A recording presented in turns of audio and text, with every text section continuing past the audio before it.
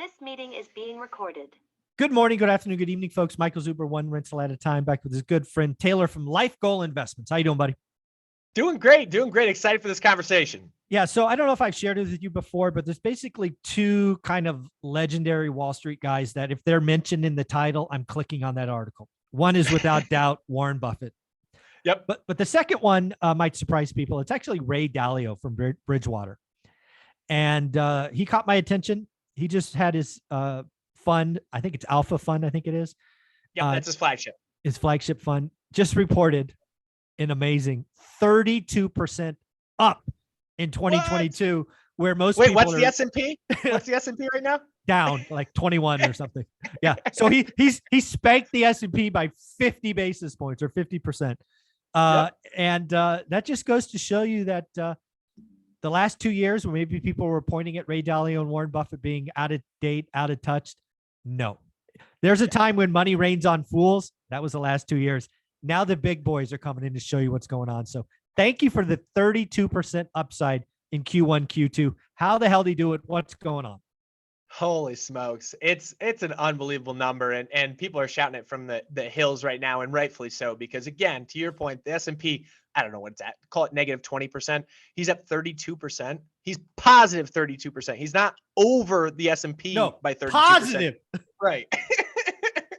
So it's unbelievable numbers. And to your point, Michael, and I will get to the question specifically, but to your point, last year was a year where they got beaten up. They were up in 2021, they were up 8%. In 2022, they were up 12. I'm sorry. In 2021, they were up 8%. In 2020, they were up 12%, which was getting torched by the market. And everyone's saying, they're idiots. Out of touch, blah, blah, blah. Yeah. That's it. But what people don't realize and don't remember is part of their mandate is not only producing returns, but it's managing risk and creating differentiated returns from the other things that those folks that their clients might be invested in. So other things like public markets. So what did they do this year? They put up 32% positive in one half of the year when the S&P 500 is down 20. Just so you realize that's a 64% annualized number. If you just want to put that out there. I mean, geez. Yikes. So how do they do it? It's a good question. And what you have to understand is that hedge funds don't trade like, you or I. They have the ability to, one, go long and bet that there's going to be positive growth in the market, but also go short and say that there's negative growth in the market. They can buy things like private real estate. They can buy things like stocks, bonds. Another big one this year is currencies. So currencies have absolutely been volatile as all get out this year. And what you've seen is a massive, massive strengthening in the US dollar. Yeah. And so right now you have the dollar against a broad basket of foreign currencies up about 10% for the year, a little over 10% for the year, which is in currency terms, is a absolutely massive blowout number. And you have this is one will ring a bell to people because, they go on vacations in Europe. I remember when vacations in Europe, the euro cost 120 to the dollar. Right now, it's almost exactly at parity. I think it's at 101 something. So right now, if you're thinking about taking a vacation to Europe, book it. Go. And also lock in the commodity exchange rate right now while you're at it. But yeah, those are massive movements. And the thing is, they've been very directional. And so when you see smart people like Ray Dalio, the one thing that he is, in my opinion, the best at of anybody, and Warren Buffett is too, and that's why these guys are so great, is that they simplify things. Yes. They take a step back and they make things look really simple. So what did the Fed say at the beginning of this year? They said, we're going to raise rates. We're going to raise rates because we have to control inflation. What does that mean? Unfortunately, that means negative pressure, downward pressure on almost all assets, be it bonds, stocks, etc. So what do they do in a hedge fund? Well, likely they get short that respective asset class and they benefit as it moves down.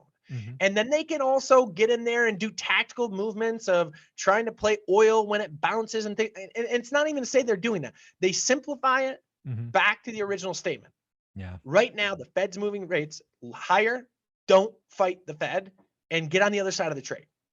Yeah. When I went to research how he did it, one of the things that I saw clearly is he basically, again, back to your point about the Fed raising rates. He knows the dollar is going to go up. Well, what's the reverse of that? The euro goes down. So again, he shorted, I think it was 18 European companies and the kind of region. So, and he did, the beauty I like about Ray is he's a macro thinker. Yep. And if you look at it, right, he wrote that book, Principles, talks about his blended portfolio and all of that, or ideal portfolio. But he is definitely a macro thinker. And for sure. I like when you look at a chessboard, I don't know how many pieces it has, but it's got a lot of them. Ray Dalio is like, I play 4 pieces, and I just try to figure out how the big macro plays. Very, very, and again, you're right. It's simplified. A lot of people want to overcomplicate things.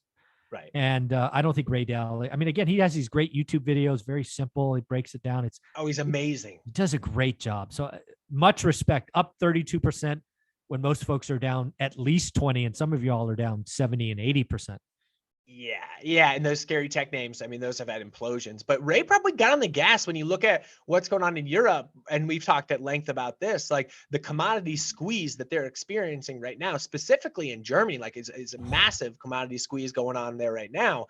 He probably got on the gas and he realized that like they're a manufacturing and export based economy. Their biggest input is oil. They're getting squeezed right now from Russia.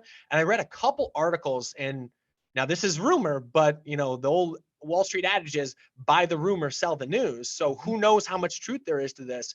Right now, the Nord Stream 1 pipeline just got shut down by Russia for annual cleaning. And it is annual cleaning. So like, that's not BS. It is annual cleaning.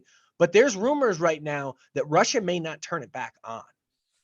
They may not turn it back on when the week's out. And if that happens, they are going to squeeze that German market and the broader European market in general. For sure. Commodity prices or oil will get really volatile if that's the case. Now, again, I'm not prognosticating that. I've just read it in several different places. And again, that's a rumor that at least deserves an open eye and real attention to. Yeah. The other thing that I'm just talking about oil, again, back to what we were talking about in the US, oil just broke 100, right, on the downside. Yep. And I've actually read articles, similar ilk, talking about if that happened, oil would spike to 175, 200, because again, you got to buy it somewhere. If it's not coming there, it's going to come from somewhere. And it's funny. I mean, Russia, with as much of the squeeze that the European nations have tried to place back on them, they've exported more oil this year than they have in the prior year. So it's like they're finding buyers for their oil. India, China. Unfortunately. Yeah. So this is going to be really, again, this is about Ray Dalio and the best of the best investors. Again, as I thought about when I turned $7,000 into nearly 200 and then lost it.